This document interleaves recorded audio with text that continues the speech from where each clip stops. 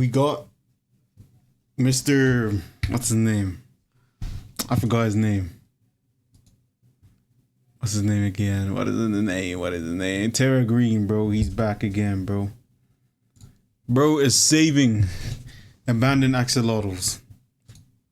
I just found this website that saves dying axolotls and lets you buy them so you can help save them too. But I've seen videos of people ordering from here, and some of the axolotls they get are in really rough shape. I have no idea what condition the one I'm gonna get is gonna be in, but I want to do my part to help. Hopefully we'll still be able to save it. Let's add this to the cart. And of course, I paid extra for one-day delivery, so this axolotl didn't have to spend any extra time in this box. Oh, I really hope this axolotl is okay. Okay, there's ice packs. That's a good sign. It's packaged well. Now for the moment of truth, let's see this axolotl. The axolotl was alive, and so I quickly brought it over to this temporary tank so I could put her inside and get a better look. She was a beautiful black axolotl, almost 10 inches long, meaning this thing was fully grown. Now I actually went and emailed the people I bought this from, and they told me when they got it, this axolotl was found at a pet shop. And when they got it, it had these massive white spots on it and even a chunk of its tail missing. But axolotls are amazing because they're one of the few animals that are able to regrow limbs literally from nothing. It's insane. Homunculus! These guys are homunculus!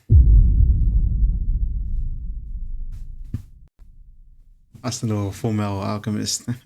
Girl had already made a substantial amount of progress in healing her tail, as you can see. But they also said that she's not fully recovered yet, and they said to add this chemical called a stress guard, which I have right here, as you can see. And yeah, basically this stuff will add a little bit of a slime coat to the axolotl's skin and help it recover even faster in this temporary tank. So it's my goal to get this axolotl fully thriving again by the end of the video. And while we wait for the stress guard to take effect, let's build its dream home, which every axolotl tank of course starts with the floor, which we'll start by adding in a layer of this aqua soil that will give the proper nutrients to all the cool plants we're gonna add in here. Then we're gonna cover that with a layer of sand so the soil won't make the water dirty at all. But for this build, I've got these. Like a bunch of black crystal rock stuff that I can just go and scatter all over the sand. Obviously, our rescue axolotl has this unique dark color. So for this whole enclosure, we're gonna be matching that theme as much as I can. As you can see, I got super small black rocks that are almost like sand, medium-sized pebbles, and even large stones, which adds a ton of variety all over the sand. Very nice. But now the tank needs some big rocks, and as you can see, I've got a few different types. But the choice of which to use is clear. You see, axolotls have super delicate skin that can easily scrape on stuff, and especially our rescue axolotl cannot afford to get scraped while he heals. So I'm going to use the smoothest stones here with no rough edges, which I put a few of those on the side, and I also got out some of these pieces of wood and kind of played around with them to see which style I liked most, and I ended up deciding on this with the two long pieces of branches on the two sides. But as you can see, I've kept the middle of this enclosure completely empty. That's because secondly, I'm going to be building an axolotl cave, which yes, will literally be a cave that looks like an axolotl's head, which well, I mean, that's the plan at least. I don't know how well it's gonna go. And building this for the axolotl is gonna be perfect because in the wild, they absolutely love dark sheltered areas because it keeps them safe from predators. And I guess caves are made out of rocks, so I'll just start kind of stacking them around here. I bought a bunch of rocks, as you can see. And after measuring how wide the cave was gonna be, I decided to build it outside of the tank to make it easier. Basically, the plan is we line up the rocks in a kind of circular shape, and then we get out some spray foam and, well, we just start spraying to connect them all. Yeah, I love spray foam so much because it's so useful for all of my aquarium builds. Anyways, I continued to stack the rocks up more and more with spray foam till it ended up looking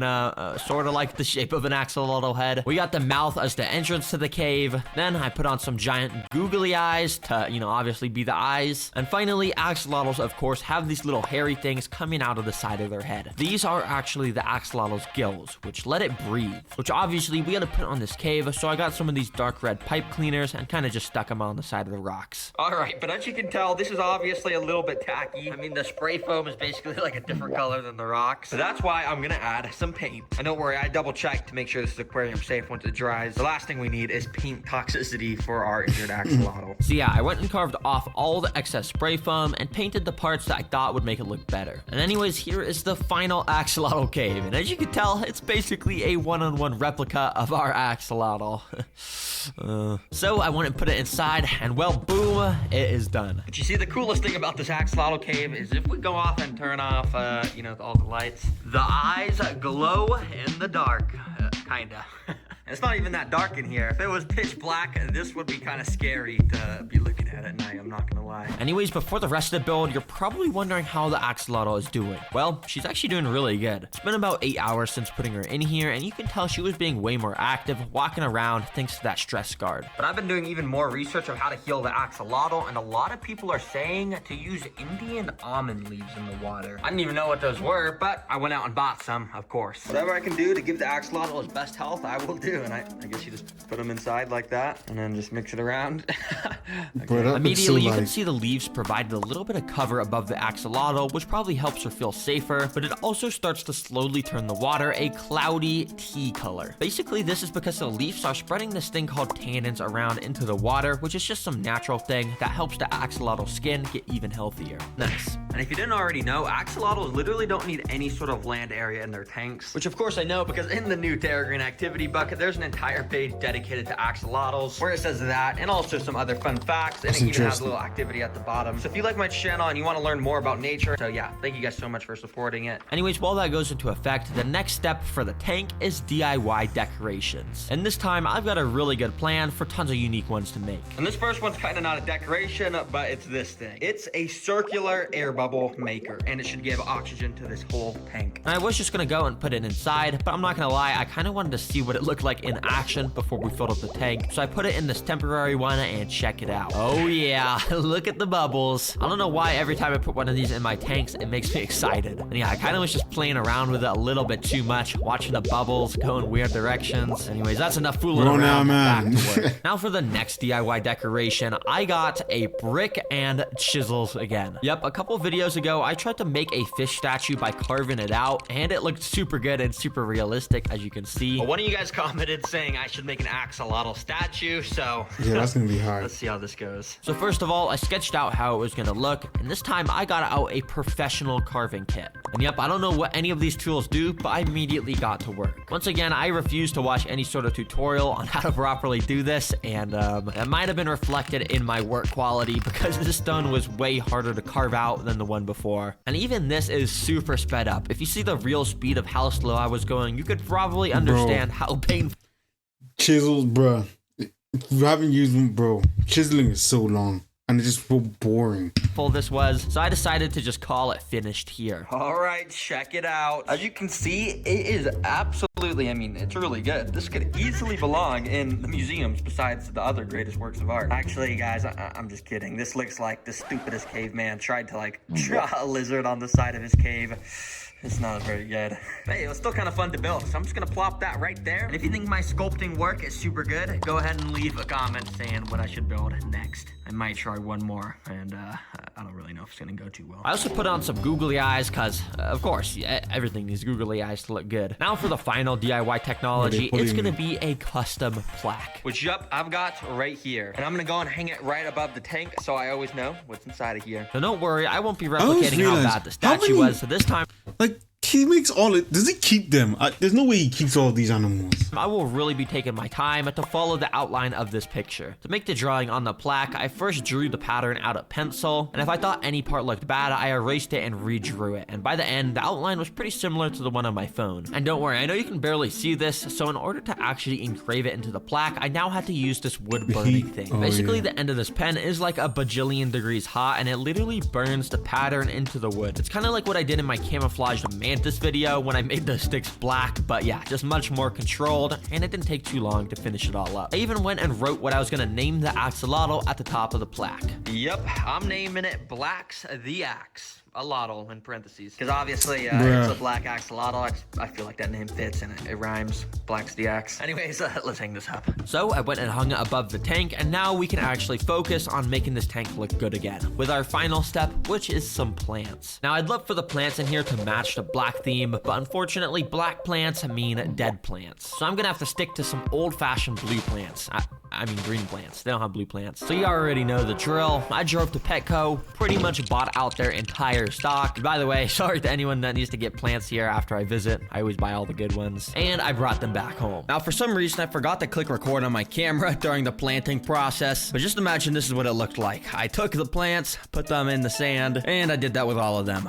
Yep, pretty revolutionary stuff. Then I filled it with cycled water, which I also forgot to record, but by the end, it looked like this. And well, everything on this list is now complete, meaning it's time to get the axolotl inside and do tons of other fun stuff with him to give him the best life after being injured. Oh, Blacks, I got some good news for you. I don't know if you've ever been in a proper enclosure, but what I'm about to add you to definitely is. So I brought my new friend over to the enclosure and let him free. Immediately, he was already super active, exploring around the whole thing, which was a good sign. But I'm gonna be obviously doing more than just watching this guy. I have all these fun things that I want to test with this guy real quick. And the first one is food. Let's test 3 different food sources, starting with this. It's some like freeze-dried bloodworms. Yeah, let me unpackage these. The goal is to see how quickly Blacks will eat each food source to see which he likes the most. And well, with these bloodworms, she was actually pretty interested, because after like a second, she saw them and snapped, but she missed them. So she tried another attempt at eating them and failed again. But finally, she did actually get a hold of the rest of the worm, and boom, that only took like 10 seconds. Yeah, and she also looked so cute and happy after eating that. Dang, she must have been hungry. All right, he ate those pretty dang quick, but I have a feeling he's gonna eat these ones even faster. These are proper earthworms, basically. Yeah, let's see how long this one takes. And this time, the axolotl must have set a world record, because it only took a little over 1 second for her to get a hold of this worm and start devouring it. I mean, let's get an instant replay on that. Nah, look, she was ready for that worm, and yep, she was even happier after having this in her mouth, because it must have tasted spectacular. Okay, well, the third food source is these things. They're axolotl pellets. I have a feeling that he's not gonna like eat it as fast as those worms. That was like literally under a second, but let's try. Now, this time, let's just say the axolotl wasn't too interested, because it took seconds before she even did anything. But she did end up putting her nose right up to the pellet to figure out what was in front of her. You see, axolotls have pretty bad eyesight, so they usually rely on their nose to scope out stuff. And here, after giving the pellet a very, very thorough sniff, she eventually took a bite at it, tasted it in her mouth for like a second, and ultimately spat it back out. Okay, I guess she doesn't like pellets. But hey, this is good knowledge. I know to stick with the worms now. Anyways, about 10 minutes later, I noticed Blacks had walked herself into the axolotl cave that I'd built for her. Seems like she was just gonna chill in here for a bit. Hey, I'm glad she's liking it and using it. Now for the final thing I want to test with the axolotl that's currently in the cave is, well, a GoPro.